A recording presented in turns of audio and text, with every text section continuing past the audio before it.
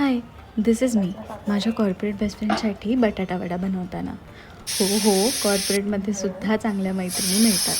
आणि तुम्हाला वाटण पाहून, तळत असलेल्या मिरच्या पाहून हे समजलंच असेल की मी खूप कमी तिखट वडा बनवते आहे. कारण तिला तिखट अजिबातच सहन होत नाही. वड्यासोबतच बाहेर मिळते तशी चटणीसुद्धा करून घेते आहे मी. त्यासाठी हे तळप काढून घेतलेलं आहे.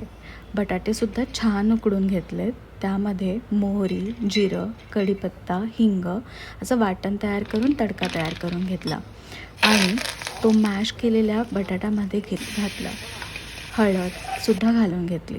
छोट्या छोट्या पॅटीस बनवून घेतल्यात आणि वडा तेलामध्ये तळायला सोडलेला आहे. चटणी बनवण्यासाठी मिक्सरच्या भांड्यामध्ये तळप, लसूण, लाल तिखट आणि मीठ ॲड करून घेतलं. आणि हे बघा, आपला बटाटा वडा एकदम छान तळलेला गेलेला आहे आणि तयारसुद्धा आहे. Thanks for watching. बाय.